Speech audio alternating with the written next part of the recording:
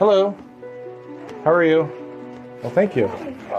So, we were called to come check on your son. Okay, yeah, he's on my phone in the bathroom for like an hour. No, I don't understand this. Like, literally, who can I talk to? Your sergeant or something? This is not my stuff. You don't know your last name, and you don't know a number. So where am I supposed to take you at? Jail? You almost ran into our car. We got kids up here. You almost ran into the car. I'm not. I'm not gonna turn around for you. I don't hit my children. Why are you being such an asshole? Rachel, stop. I didn't do anything. Let go of me. I am not fucking criminal.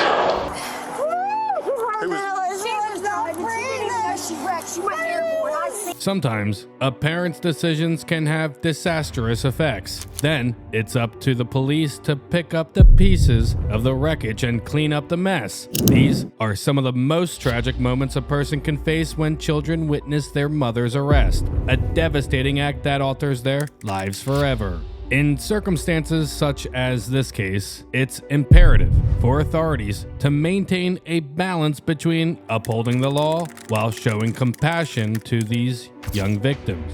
At that point, the only ones capable of shielding them from the grim realities unfolding before them are the officers helping them. Truly, a harrowing reminder of just how frequently children end up in the epicenter of chaos due to their own parents' actions. And what did you find inside the house that made you scared? Okay. Do you know what drugs look like? Yeah. Yeah? Okay. So where were the drugs at? Underneath the nightstand. Underneath the nightstand? Okay. Gotcha. Do you ever seen anything like that here before? No. No? Okay. So where are those at right now? There's nobody inside's in trouble for anything. I just need to try to figure out what's going on. I see him to the first one I saw. Okay, and who was that? It's an officer to the right. Okay, so you gave them, the officer, some stuff? Yeah. Okay. Okay. What, and have you ever seen anything like that in the house before? No? Okay, but you know what drugs do look like? Yeah. Authorities in Nevada received a call from a 9-year-old boy claiming that he needed their help because he was concerned for his own safety. Why, you may ask? On his mother's nightstand, he found drugs hidden. It did not take long for officers to jump into action. This ultimately led to Kendra Long's arrest. What were later identified as narcotics for distribution were found by this little boy. Authorities highlighted in their report that the officers at the scene mentioned the drugs were in plain sight and easily accessible, which posed a serious danger to not only the child, but anyone in the house. Like a lot of people that come and go in and out of the house? Only people that I know that come to the house are some of her friends, and that's really it. Okay. Do you think somebody might have dropped something off, or it was somebody else's that they accidentally left here? I think they dropped something off on an accident. You think they dropped some off an accident? No, not on accident, on purpose. Okay. All right. So, how long have you guys lived in the house here? About 2 years. About 2 years. Who lives in the house here with you? Just me and my mom. So it's you and your real mom, your biological mom? Yes. Okay. And you and your mom are the only two people that are here right now? Yes. Okay. Gotcha. All right. Any idea who do you think left the stuff here? Her friend, which his nickname is Poncho, but his real name is Alfonso. Okay. And is Alfonso kind of a mean guy, or is he pretty nice, or? I don't see him too much, but just one of those people where you look at him and you know it, and he's always acts weird around me. Okay. It's the only person I can think of. Has he ever threatened you or hurt you or anything like that? No. He just acts kind of weird? And is he just a friend to your mom, or are they? He's a friend. Okay. That's all I know. She just kind of shows up every once in a while? Yeah, I've only seen him about once or twice. And you think? The discovery of the aforementioned drugs was immediate. Officers were dispatched immediately and they began searching the home thoroughly. Police involvement due to her son's quick thinking led to Kendra's swift arrest. Not letting any fears hold him back, the boy's bravery was commended. Kendra's crime wasn't solely drug trafficking, but child abuse as well. The drugs intended for distribution were kept within her home, where anyone could have easy access to them. She made no attempts to hide them, as officers reported after analyzing the scene. Any of them? I don't see anything. I see report. 1337? So, 9585. 9585? No problem. Jeez. It's like we just got out of the academy. I'll get the rest. And last year? Yep. Does Cuss feel okay? That was right, Chloe? All right, do me a favor, take 2 steps forward. 2 steps forward, bigger steps. There you go. Do you take a step back? Nope. All right, I'm gonna search you once you get to the car. Oh, did I do that wrong or what? No, you did fine. It's just there's cameras on the car. And since you're a female, I'm a male, we have to do everything for the cameras.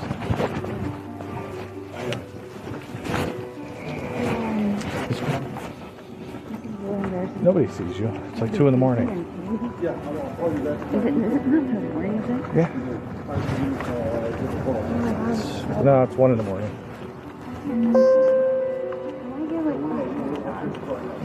What's that? I mean, I do not, this is not me, and like, I literally, I get it. It's a bad I'm so situation. mad right now, I want to just give you his name. This car's mine. We're gonna stand in front of those black bumpers. I'm just gonna do a quick search. There's a camera videotaping everything, so that way it's all professional. There's nothing in your pockets. Yep. I want you to put your pants on, so I'm pretty sure you're good to go. All right. Rear passenger back seat. Rear passenger back seat. Residents of the town were in shock as the police struggled to make sense of the depressing scene. Stressful events such as this, as dreadful as they are, happen more often than anyone would like to think. In a different instance, a young boy took a leap of faith to ask officers for help due to his mother's drinking habits, causing chaos on an otherwise typical day. What are you doing? You almost ran into our car. We got kids up here. What are you doing? Put the car in park. Put your car in park. Put your car in park. Put it in park. Put it in park. Put the car in park. What are you not understanding simple instructions? I know. Oh my God. You almost ran into us. No, I didn't. Yes, you did. Unlock the car. Oh my God. I'm sorry. Oh my God. 2204. We're gonna have traffic at the same location. Oh my God. That Masuda's out with the juveniles. No, Hey, I don't want to hear it. Don't want to hear it. What do you mean? I don't. Get your driver license, your proof of insurance, and your registration. Driver license, proof of insurance, and registration. Get those. No, I don't want to hear it. Get those items I'm requesting. What? Put the window down, ma'am. Put the window down. I am. Okay, and get the stuff I'm requesting. I am. To report his own mother for a DUI, a brave young boy called officers asking for help. Without any hesitation, the child called the authorities over and stated that he was so alarmed by his mother's erratic driving and actions. The urgency in his voice was palpable as the boy told officers that his mother was in an impaired state due to having consumed copious amounts of alcohol. The boy took his courageous leap of faith to ensure his safety and that of others around him. Her behavior was posing a threat to everyone, including himself. The officers gauged the seriousness of the situation and immediately began taking the necessary measures. You okay in the backseat, son? I'm not mad at you, okay? We're just a little angry at your mom right now. Do you see how close you are to this police car? I do. Do you know how fast you were going? I had to pull those 3 kids off the hood of that car because you were so close to rear-ending the car. It's nighttime, it's dark, and there's a bunch of blue, red, and white flashing lights, and you got this close to a police car going the speed you were going? Have you been drinking? I didn't. I'm telling you. We were Okay. Have you had You just lied to a police officer. drink? Yes. She did? Yes. You feel unsafe in the car? Someone will. Okay, I'm gonna get you out of the car. Okay, let you come out and hang out with us. Hey, Masood, come over here and get the kid out of the back seat. He said he don't really feel that safe in the car. Yes, he does. He just said he don't feel safe. He said he's in the middle, so he wants to get out of the car, and he said drink. You don't feel safe? Hey, stop looking at him and stop talking to him. Talk to that deputy. Hey, come here, man. You can't lie to a police officer. Just come here, I'm man. not lying to a police officer. You have had something wrong. I did, but I'm not lying. No, you lied to me. Oh my God. You lied to me. So, man, what I'm gonna have you do is I'm gonna have you step out of the vehicle. What's wrong, bud? My mom was at her friend's house, Okay. and we were coming home, and then I saw the cop car, and then I told her to stop, and then The officers confirmed the boys' alarming observations as soon as they began thoroughly investigating. The woman had a blood alcohol concentration that was even more than double the legal limit, a clear indicator of how severely impaired she was. Despite that, she made the active choice to endanger herself, her child, and everyone around her. I have no focus problem. Okay. Go. You had Go. 2 drinks of vodka, correct? Go. I'm talking to you now. You had 2 drinks of vodka, mixed drink, correct? Yeah. 2 hours ago, is what you were saying? I don't know. That's It was a party. Okay, you don't know. It was a party over in the. I'm listening to you. So after you had drinks, you got it behind your wheel of your car and you drove, right? My kid. Please. Ma'am, I'm asking Let you a me go question. home. I'm a teacher. I work at the high school. Let me go home. I'm not letting you I drive didn't here. do a bad thing. I'm just telling you. All right, ma'am. Right now, I don't believe that you have the capability of driving a motor vehicle on the roadway. Oh my God. Would you like to perform some exercises? No, I wouldn't. Okay, so. I got nothing to prove for you. All right, so I'm gonna let you know right now. If you deny doing these exercises, you could be placed under arrest and they can go against you criminally. I know. So I'm letting you know if you refuse to do the exercises, you can be placed. All right, man. When you're done talking, I'll talk. Please let me go. Ma'am, when you're done talking, I'll talk for you. Let me go home. If you're finding the content interesting so far and want to watch more videos similar to this one, don't forget to subscribe and enable notifications. Become the first to know when our next video is released. Plus, it benefits the channel, so we can continue to make the content you enjoy.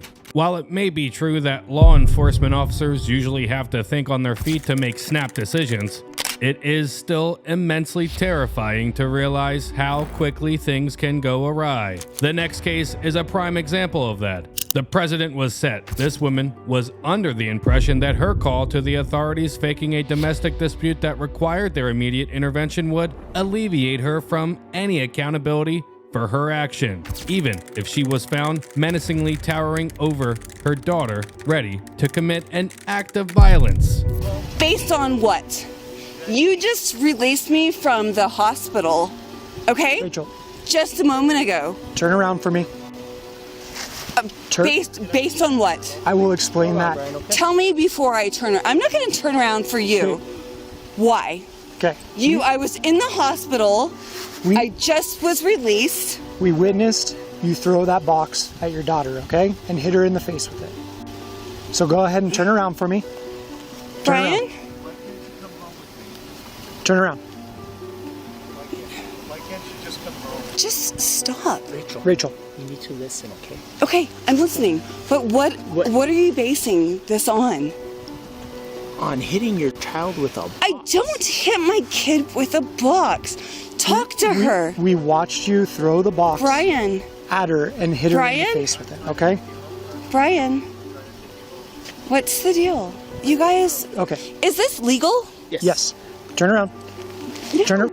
Rachel. Stop. Rachel, stop, please. Stop. Don't make this. The atmosphere was volatile because of the sensitive nature of domestic calls. Authorities may have to navigate a plethora of complexities and nuances while handling such difficult situations. De-escalation and apprehending the culprit are the main objectives when such cases arise. Don't add charges. Okay. Okay, so listen. Yes. Okay, turn around. Why? Because you are under arrest. Why am I'm under arrest? You're under arrest. Why? What? Stop, man. From hitting your child with a box. My child hit listen. me in the face, and Listen. Brian. Okay, listen. I'm not going to argue with you right now, okay? I need you to turn around for me. Don't arrest me. I just called you guys for help. Listen. I just called you for help. I'm walking home. I need to be with my kids. I don't hit my children. Officers painstakingly observed how distressed and fearful the daughter was, and this only increased with time. While some officers tried to keep the mother engaged to get her side of the story, the others tried unmasking the truth behind the incident. While further examining the situation, physical signs of distress had become quite apparent on the daughter, and officials noted them. You have an arrestable offense that we witnessed, so you're going to jail, okay? No. Don't make it worse. Yeah. Don't make it worse. Don't make it worse. I didn't do anything. Stop. No, my kid. Stop. Rachel, stop. I didn't do anything. Stop fighting. Stop, Rachel. I didn't do anything. I didn't do anything. You're talking about a box of tampons, you asshole. Finding these signs was pivotal in illuminating the reality of the underlying situation. This woman was not the victim, but the one inflicting the abuse. She put everything she had until the very end into somehow making everyone believe she was being wronged. And then they said, oh, we saw you throwing a box of tampons at your kid 3 hours ago, and then they arrested me. That's what happened. Okay. I was trying to go home to see my kids. I know, we were just talking about it. The worst moments of someone's life aren't always the ones that can be publicly seen. They can strike when nobody's watching. The devastating consequences of this next case truly portray how important it is to be fully aware behind the wheel. I turned my head to look at the girls to talk to them because they were fighting, and I just turned my head. Okay. All right. So you haven't used meth since yesterday, then? Right. I took my sleeping pill last night. Took your sleeping pill last night? Yes, I take it every night. Every night. All right. Well, I'm going to run you through a few field sobriety tests here. Okay. I'm going to check your eyes first. Do the horizontal gaze test here. Okay. All right. On this test, what you're going to do is you're just going to follow this pin with your eyeballs only. As it goes from side to side, you're going to keep your head dead straight. Okay. So the only thing moving here is your eyes, and you're going to track this pin. All right. Do you have any questions about any of that? Can you see the pin just fine? Okay.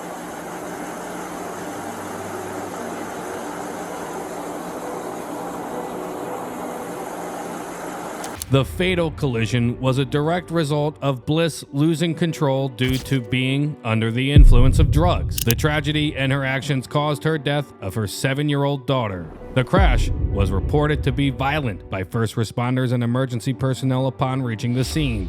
Following the crash, Bliss's emotional state was made clear by law enforcement officers who were present at the scene. Bliss acknowledged using drugs before she got behind the wheel during her conversation with the police, which is thought to have played a role in the collision.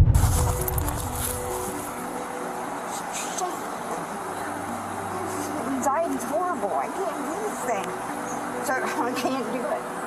Sorry. I mean, this is awful. And I'm freezing now.